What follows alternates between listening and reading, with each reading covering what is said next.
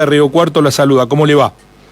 Hola Guillermo, buen día, ¿todo bien por acá? ¿Usted? Muy bien, muy bien. ¿En qué condiciones está el Nación? ¿Lo venden porque necesitan recursos o intentan venderlo o intentan hacerlo una sociedad anónima?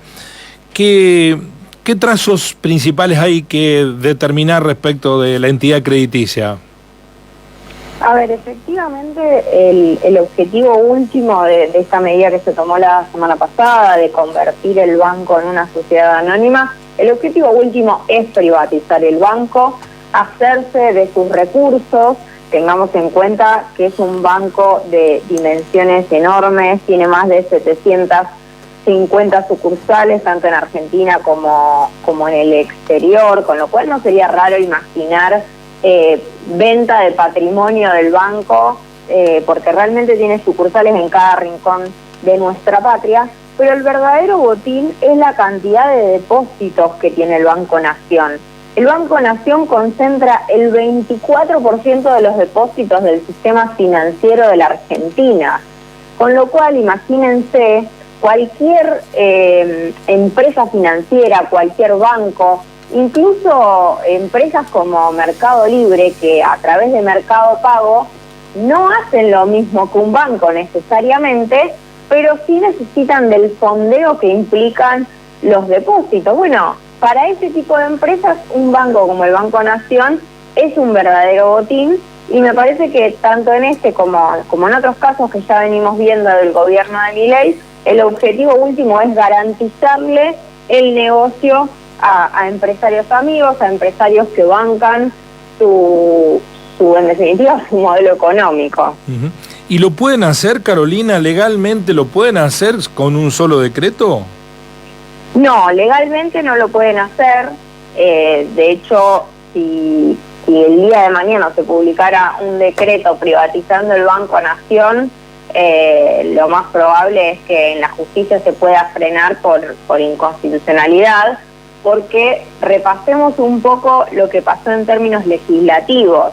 En el DNU 70, ese mega DNU que Milei dictó apenas asumió, lo que hicieron fueron dos cosas vinculadas al Banco Nación.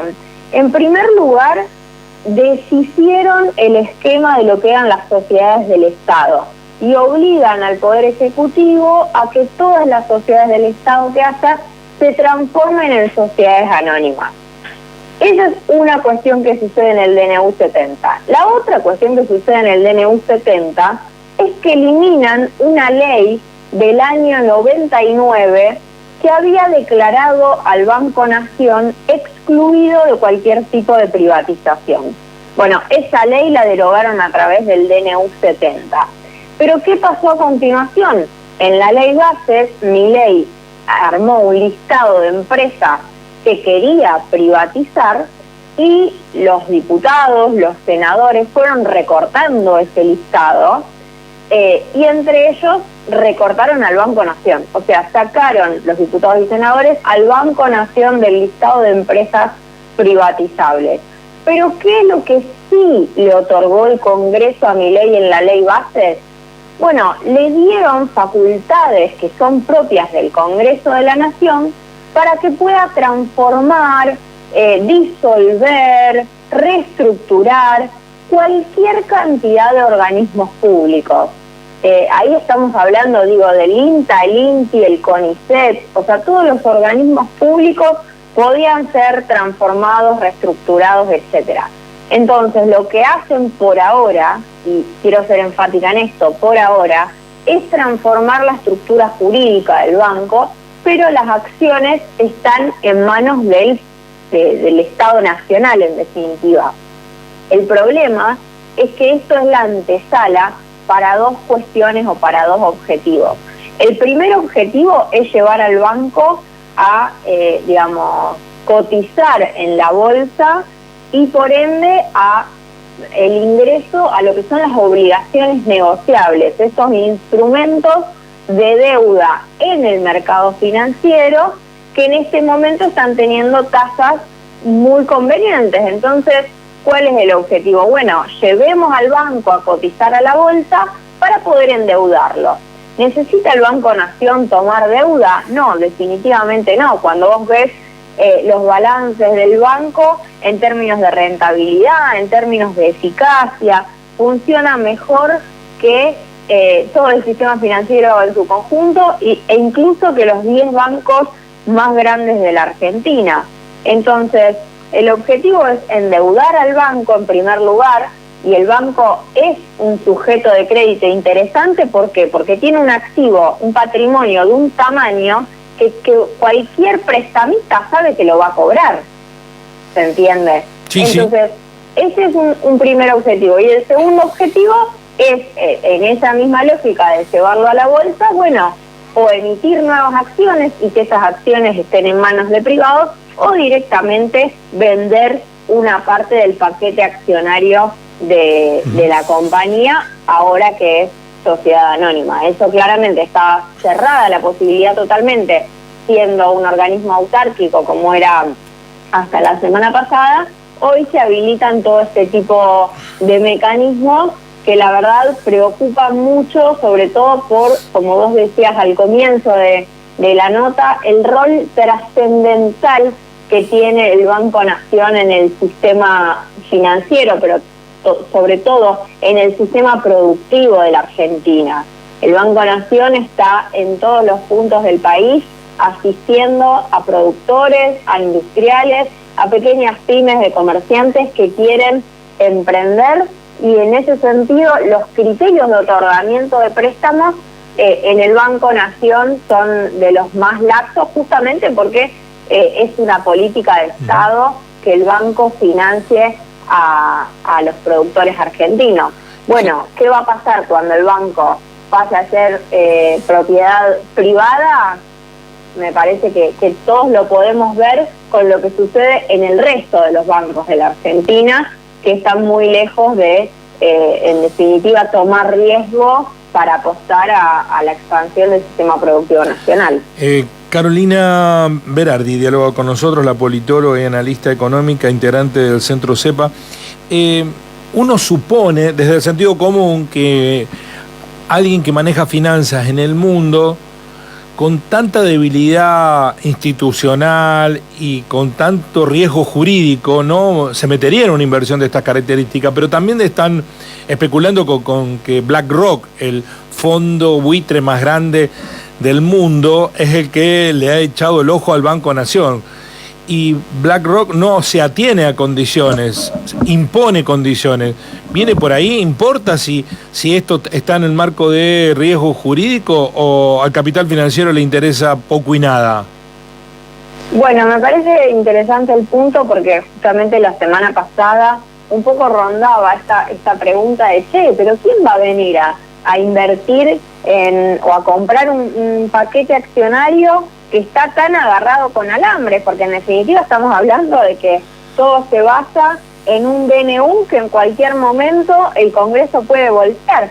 Pero ahí me parece que tenemos muy cercana una experiencia como la de los fondos buitres, que en definitiva no ponen plata para hacer crecer el sistema productivo argentino, sino que son fondos especulativos que en definitiva lo que quieren es terminar litigando en algún tribunal internacional que les dé la razón.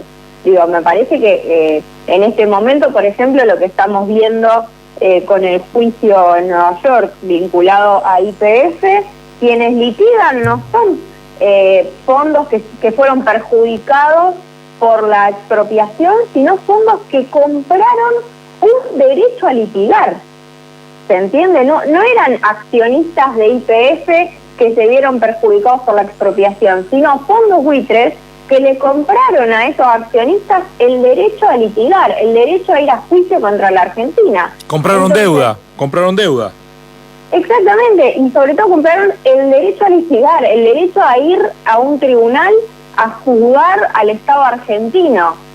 Obviamente en el marco de un sistema que lo permite, ¿no? Recuerdo allá por el 2014, 2015, cuando Cristina Fernández de Kirchner fue a todos los foros habidos y por haber en términos internacionales a defender el concepto de deuda soberana, ¿no? No es lo mismo una deuda entre privados que una deuda con un Estado que debiera ser soberano, pero bueno, lamentablemente siempre en tribunales internacionales, sobre todo en el CIADI, pero también en los tribunales de Nueva York, el derecho privado prima sobre las leyes, en este caso de la República Argentina. Entonces, en ese marco, la verdad es que no me resulta difícil imaginar fondos interesados en adquirir acciones, incluso de manera irregular, para luego litigar en tribunales internacionales. Mis compañeros Mayra y Alejo te trasladan sendas preguntas. Carolina. Sí, yo tengo una consulta con respecto a lo que mencionaba recién, Carolina, de la importancia que tiene, por ejemplo, el Banco Nación para pequeños y grandes productores o también para industriales, y teniendo en cuenta que hace no más de una semana se desataba el conflicto con el campo y el gobierno por el tema de las retenciones, y digo, ¿no debiera salir, por ejemplo, nuevamente ahora lo que son los pequeños y grandes productores o también industriales a defender el patrimonio nacional que es el Banco Nación, digo, como una propuesta también de defender lo que les pertenece? Y de ahí me parece que hay una gran distancia en los beneficios que obtienen utilizando el banco, y pasar de ahí a defender el banco me parece que hay un paso muy largo, ¿no? Y que efectivamente no están dando, y lo estamos viendo en numerosos organismos públicos. Hace un rato yo nombraba el INTA.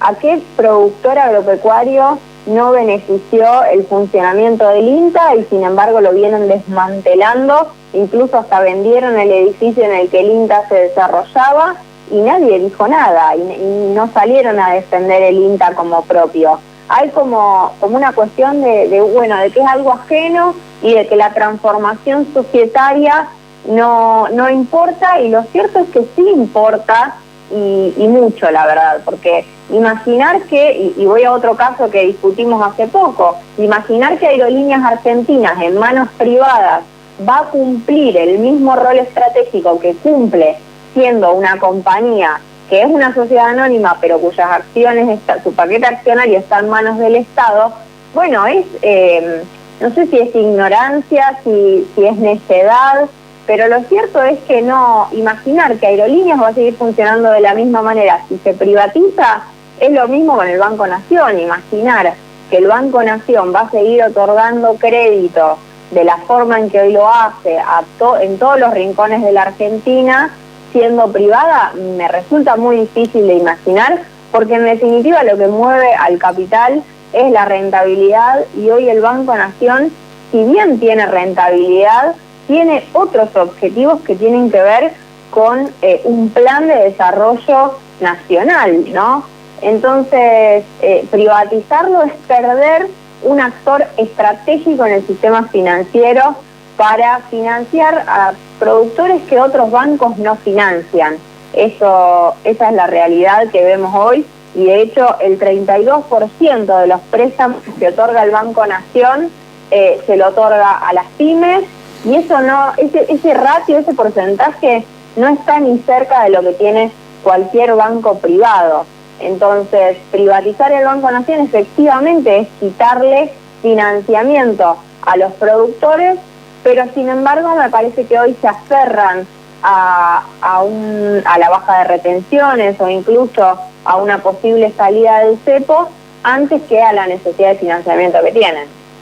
Carolina, ante esto que mencionas de la privatización, ¿nos podemos afrontar, digamos, a un nuevo proceso de exclusión en Argentina con esto que decías de los lugares que no sean rentables? Por ejemplo, casas o sucursales no rentables van a cerrar. ¿Nos podemos afrontar en ese sentido a un proceso de exclusión financiera en el país?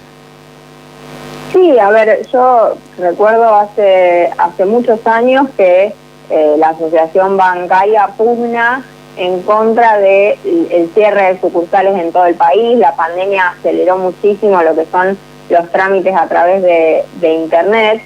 Y a ver, una cosa es vivir en la ciudad de Buenos Aires, en la ciudad de Córdoba, y que cierre una sucursal en ese lugar y vos decís, bueno, tendré que hacer un camino más largo para llegar a otra sucursal. Pero lo cierto es que hay ciudades y pueblos de la Argentina que no tienen esas posibilidades, que el cierre de un banco, de una sucursal del Banco Nación, implica tener que hacer 100 kilómetros para ir a abrir una carpeta crediticia. Y sacar un crédito no es tan sencillo como apretar un botón en el teléfono, como el funcionamiento de Mercado Libre nos quiere hacer creer, porque en definitiva vos tocas un botón y te otorgaron un crédito a tasas usurarias, pero bueno, esa es otra cuestión.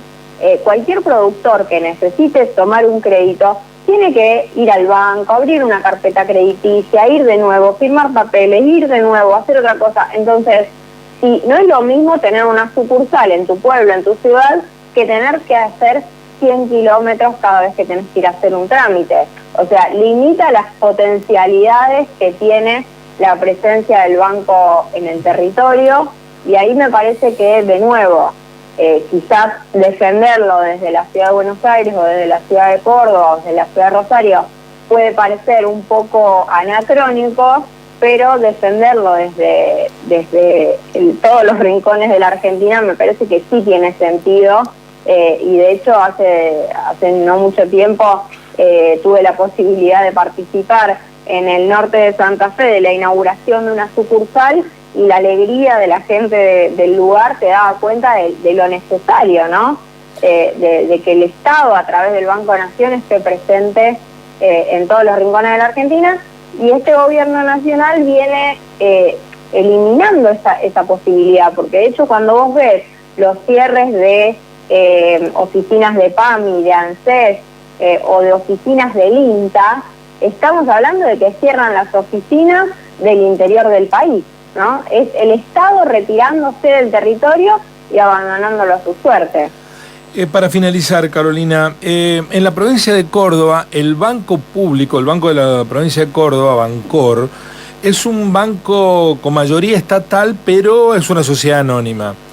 Si se transformase el Banco Nación en eso, nosotros vemos que tiene una actitud permanente de promoción de actividades económicas el Banco de la Provincia de Córdoba. ¿Sería un riesgo el antecedente de la privatización, o hay en la transformación de sociedad anónima se pueden establecer los recaudos para que lo público siga dominando? No, ahí de nuevo vuelvo al punto inicial. La transformación en sociedad anónima es posible en este momento, en este contexto, teniendo el DNU y la ley bases aprobadas, pero de allí a vender acciones a privados, sí o sí tiene que pasar por el Congreso de la Nación, así el Estado se quede con la toma de decisiones, así el Estado se quede con el 51%, como es el caso de YPF, tiene necesariamente que pasar por el Congreso de la Nación.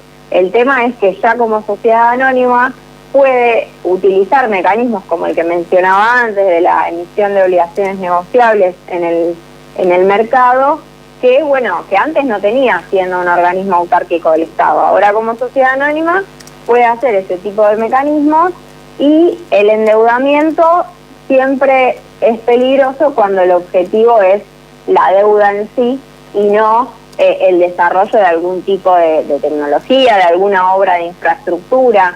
Acá no hay motivos aparentes para salir a endeudar al banco, más que el mero interés de ponerlo en aprietos para después necesitar algún tipo de salvataje. Muchísimas gracias, Carolina. Ha sido muy didáctica y esclarecedora la explicación de lo que está en juego y en discusión en este momento. Lo que nos duele, y mucho, ¿no? Es esta idea de que no hay ningún reaseguro ni institucional ni jurídico que pueda impedirlo, ¿no? Avanzan, no les importa la ley, no les importa si hay un riesgo jurídico que implique un retroceso económico, y eso preocupa mucho, no tener ningún reaseguro, ningún dique de contención. Sí, ahí me parece que el Congreso tiene que jugar un rol que no está jugando, porque bueno, hay determinados partidos que están en una posición ambivalente con el gobierno nacional. La semana pasada vimos en el Senado el escándalo de senadores radicales que habían firmado un proyecto para crear una comisión investigadora sobre la estafa perpetradas por el presidente a través de la criptomoneda Libra y dirigentes que habían firmado pidiendo que se constituya la comisión, a la hora de votar votaron en contra. Digo, ahí me parece que ese es el dique de contención que está fallando, y lo vimos en ocasiones anteriores. Recuerdo cuando fue la ley de financiamiento a las universidades o la ley para mejorar las jubilaciones, que el presidente vetó, y cuando volvió al Congreso y el Congreso tenía que reafirmar lo que había votado, bueno, hubo cambio de votos, a cambio no sabemos de qué, y me parece que ese es el dique de contención que está fallando. Carolina, muchísimas gracias por tu predisposición, muy amable. No, por favor, un abrazo grande. La politóloga, analista económica, integrante del Centro CEPA, docente de la UBA, bueno, poniendo la mirada, el análisis y contando con pormenorizado detalle por qué está en riesgo el Banco Nación con esta intención libertaria de transformarlo en sociedad anónima. Así son las cosas, conciencia y verdad.